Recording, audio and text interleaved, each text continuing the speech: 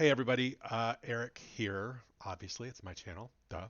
But I wanted to do a video real quick, kind of recapping and giving my impressions and my reaction to the semifinal number one of the 2022 Eurovision Song Contest, which just wrapped up about 45 minutes ago or so, give or take. So I am going to be discussing who went through, who didn't. So, spoiler alert, if you want to keep that kind of a surprise for yourself and maybe watch this show at a later time. As you can tell from my accent, I am American, so my opinions here, my reactions, probably at least on a global scale, nobody cares.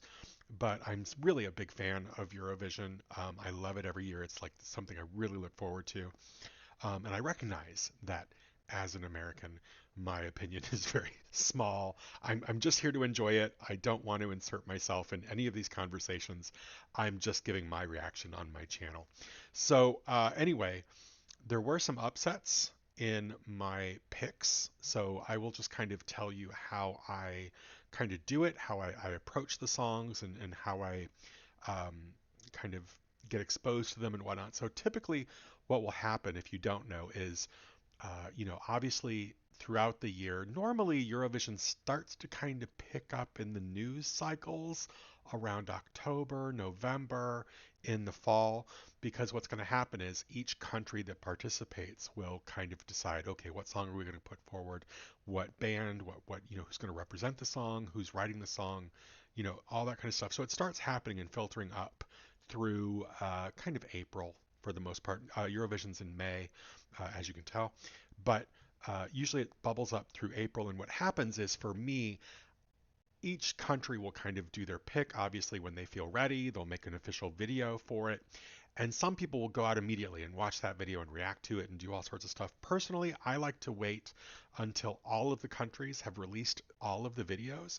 And then I go out and I use the official kind of Eurovision. I don't know if it's official, but anyway, a Eurovision app. My Eurovision scorecard is what I think it's called. Anyway, once these songs are all announced, you can go in and kind of pick who you see going through and all that kind of stuff. So with tonight's episode, with tonight's first semifinal, I will say that I only got four out of the 10. The ones that I chose that matched, again, spoiler alert, last warning, because I'm about to name countries.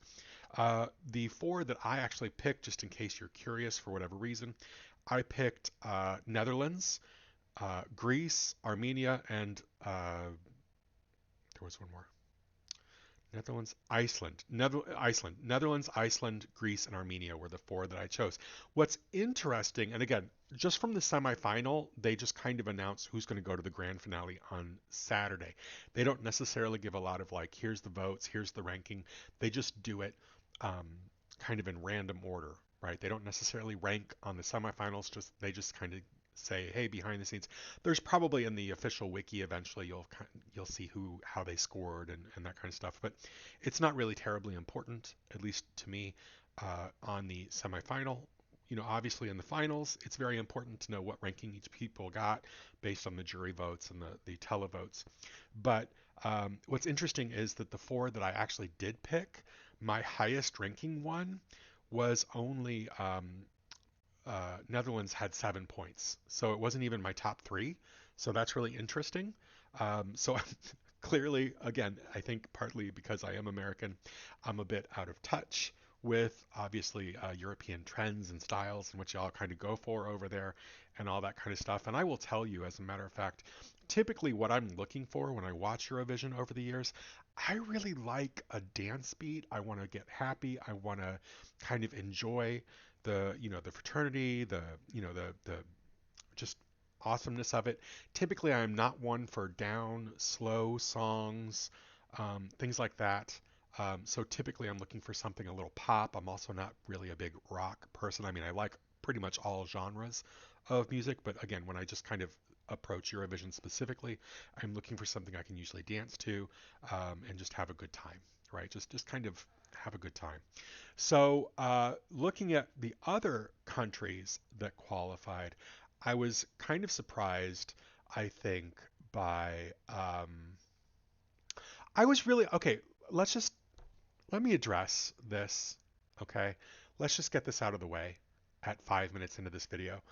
Norway. I don't. get it. I don't. It's total 100%. What does the fox say? Vibes. Like I don't understand. I okay. I mean no disrespect. I'm not saying it's trash. I'm not coming down. I'm not. I don't want to be that right. I don't want to be a jerk. Okay. But I just don't connect to it. Like I don't understand it. Like the song itself is really basic. There's not really a interest musically. Okay. The outfits, okay. I mean, we've got, the mouse and, we've got people in outfits for like the last 30 years. Like, I don't get that. I just feel like there's nothing really original to it. Like, what? And if you're just going to kind of put it through as like a fun, I just got done saying that I really like just kind of fun, dancey songs. It's where I'm coming from. Like it doesn't interest me. There's no interest to it. Like, is it just a joke? Is it just being voted in as a joke? Because yeah, I don't get it. I don't get it. It's not interesting. Um, Otherwise, okay, so here's another one. And so I feel like with that song, there's probably, people love it, people hate it, or they're like, okay, it's not that big a deal. Here's where I might get a bit controversial. I might get a bit controversial on this one. Okay, just like I said, probably not because there's going to be about three people who ever see this video. But if you happen to be watching this video, the other one that I just like kind of don't get, and again, I hope I'm not coming off as a horrible bitchy queen. Pardon the wording there, whatever. But here's the deal, y'all.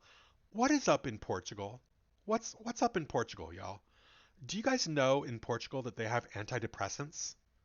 Like I just feel like every time I hear a song from Portugal, it's like some really deep in my feels kind of slow song. And that's fine. Again, good songs can be slow songs and painful and love and passionate songs. I'm good for it. I'm here for it. So it's fine that they're out there. I have no shade. But like I said, when I come to Eurovision, I want to dance. I want to have fun. I want to kind of be up. Okay. So yeah, I just don't understand Portugal. Like every time I hear Portugal, and obviously this is selective memory. I'm sure there's been up songs from Portugal. You're not all depressed over there. I'm not trying to make a generalization. But it's just my memory, just when I think about it, because you're the last winner from Portugal, right? I didn't really get that one either. No disrespect, no disrespect. It's a great song. It's a great song. Like I said, it just doesn't obviously make me want to dance. It was very much in my feels. It was very, oh, I'm so alone, and kind of, lovey, unrequited love kind of thing. And that's fine. But oh, wow, what a downer. Such a downer. So, yeah, Portugal, like, I hope you're okay. I hope you're okay. Um, Another thing that I'm, happy for, I'm happy for this. Ukraine went through. I did not have Ukraine on my list. I know, trust me, I know.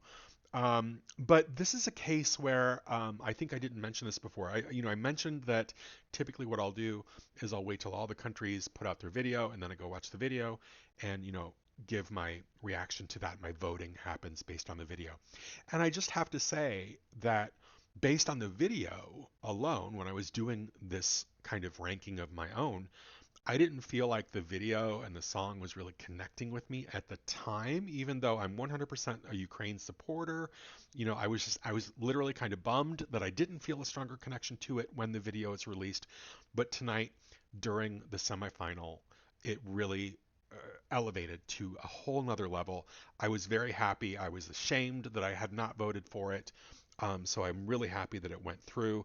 And, regardless, as a fan of Eurovision for the amount of time I've been a fan, I realize that, we all want to say that, look, it's just on the music. Let's have a good time. Let's do the music. Politics shouldn't necessarily be involved and all this kind of stuff. But I think you're a bit naive, right? If you really strongly, truly feel that way, like politics are a part of it. I mean, case in point, Russia was expelled this year for obvious reasons. So there's always going to be that bit of it, right? And that's part of the reason I also love it, because not only is it music, which I'm super interested in, but it's also a bit political. It's a bit intriguing. Neighbors voting for neighbors, people doing deals like, oh, if you vote for your neighbor, then they're going to give you more crops next year, or something like that. Who knows? I'm being weird here, but you get the idea. Like it's this intrigue slash music. It's like right in my wheelhouse. But anyway, so I'm really happy that Ukraine went, and where I was kind of going there a minute ago, if I can rewind a minute, what I really liked about Ukraine was obviously pretty much the whole world outside of trolls. Sorry, I'm going to go ahead and do that. I'm going to go there. You're a troll if you don't support Ukraine. But anyway, let's keep it on task.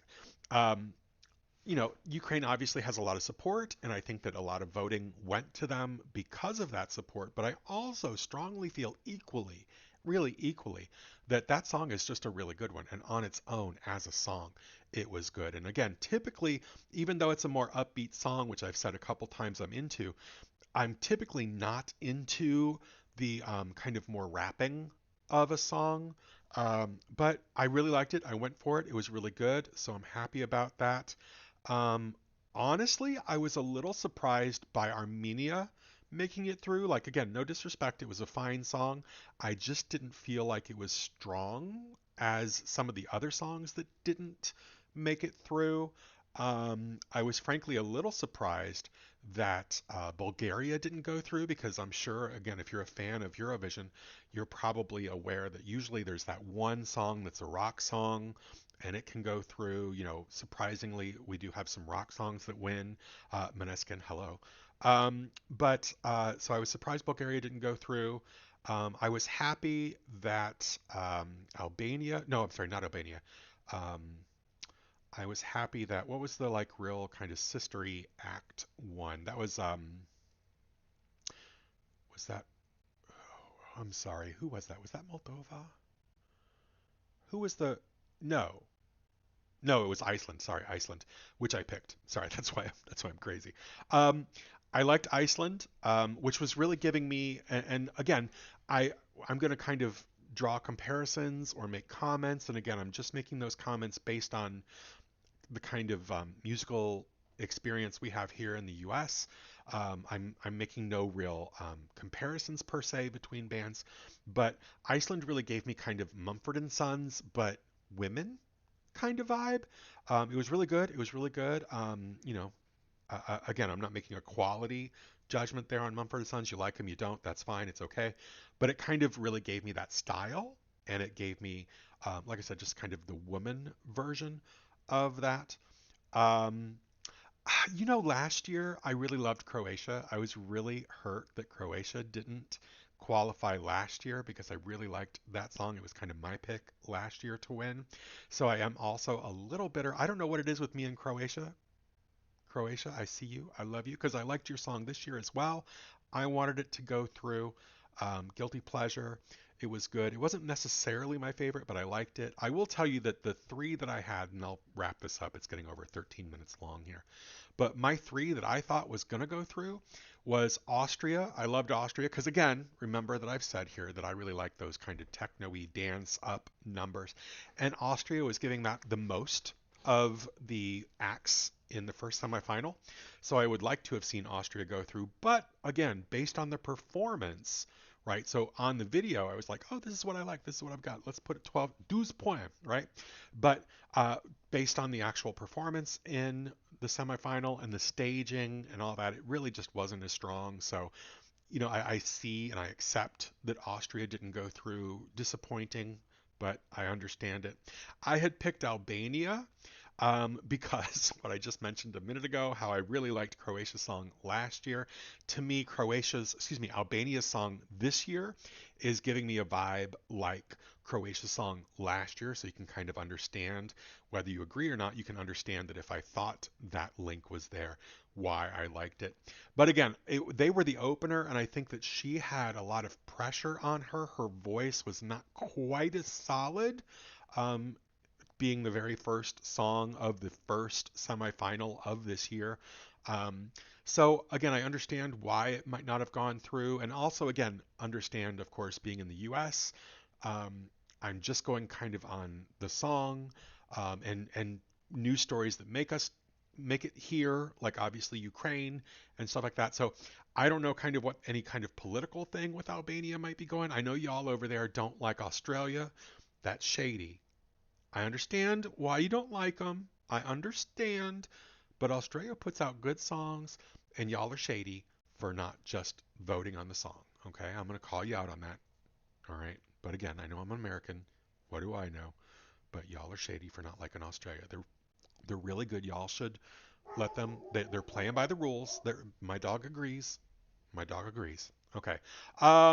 Let's see. Oh, so yeah, Austria, Albania were my top two. My third one was Slovenia, which was disco. Um, I will tell you this. Again, they were giving me a vibe that I kind of enjoyed. They were giving me a light-hearted disco kind of vibe. They were giving me a good little shake a little bit to it kind of vibe. Um, and the part of the reason I put that up there was again based on a performance from last year. Who was it last year? Was it Lithuania? I can't remember. I apologize. But somebody last year did that discotheque kind of thing. Like I'm doing the body thing more than the song thing because that's what I remember from it. Um, and again, that was one last year that I was like, I don't get this. I mean, I appreciate you coming. I'm glad you're here. I'm glad you put a song in, but I don't quite get it. The Roop was, I think that was that was the band was the Roop. I can't remember. Anyway, y'all probably will tell me if you pull it in there in the comments maybe. But anyway, it was kind of a similar type of slow jam disco kind of feel to it. And I thought, well, I was apparently off the vibe last year because they liked, the Roop. So maybe this will be one that'll get in. I kind of like it. It's okay. So um, I was a little surprised that it didn't make it in this year. Obviously, it did not pass the vibe check. I mean, it's a different world this year than last year, maybe is what I'm thinking. Because again, musically, interest wise, it really gave a similar vibe, I feel, to that song last year.